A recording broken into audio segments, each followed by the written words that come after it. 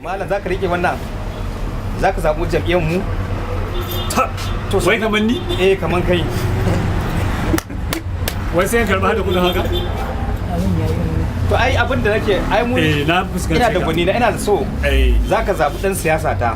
ya bani omo ya bani sabulu sannan ya ce in baka wannan ka je ka dangwala masa zaka karba ko kuma a'a zan karba haka daman kudin ku ne aka ce ko dama kudin mu ne sabulun mu ne omo mu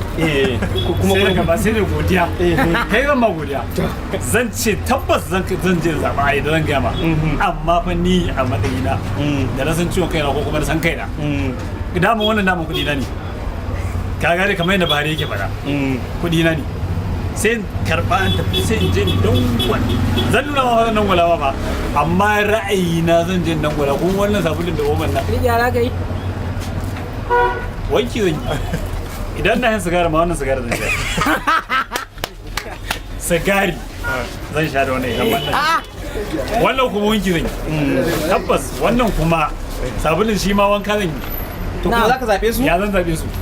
kare ne ma sai zai nake amma ka karbi ba ai da kudi na ne da to in haka ma kari ba za ka ebi zan karba mana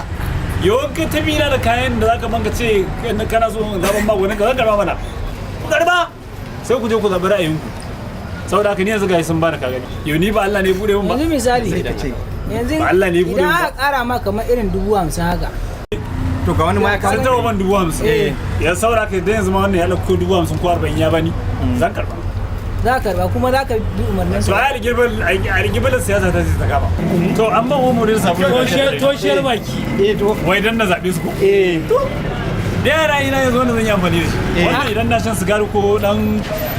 wiwi ma misali kenan dai kawai dai abin da zan dan je su ko da rab ɗaya ne dan jajja amma fa ba zan zaɓe su ba yawwa sai in je in zaɓi ni ra'ayina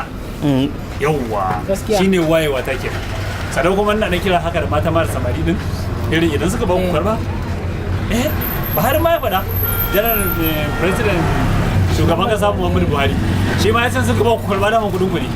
injina da Rabi Musa Funkusa shi ma ya faɗa ku karba sai ku je ku zabi ra'ayinku saboda haka ni yanzu ga sun bani ka gani gaskiya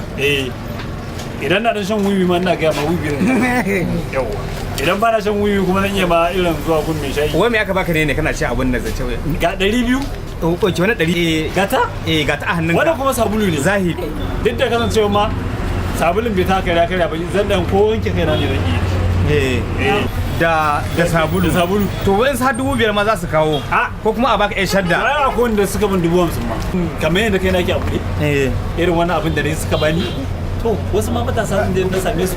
tunda ni ina da group na matasa wayan musu da kai zan waye musu da kai kan cewa idan suka ba ku yesu ku karba daman naku kudin ku ne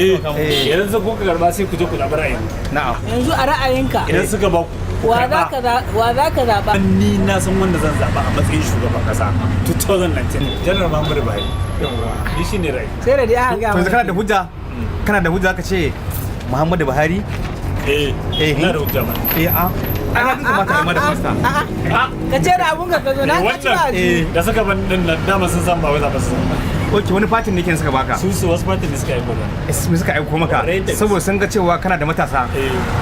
dan haka kazalika ake faɗakarwa cewa idan an baka karba saboda wannan shiri ne aka shirya shi akan yan siyasa abin da suke haka ya faɗa to dan haka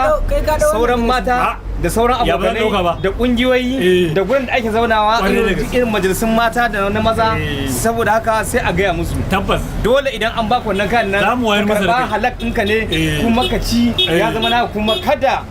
wani ya zo rinjaye ka ya ce sai ka dangwala masa saboda wannan da aka baka din ai daman naka ne daman naka ne to amma kuma in ka zo da ra'ayinka shi zaka je ka zaba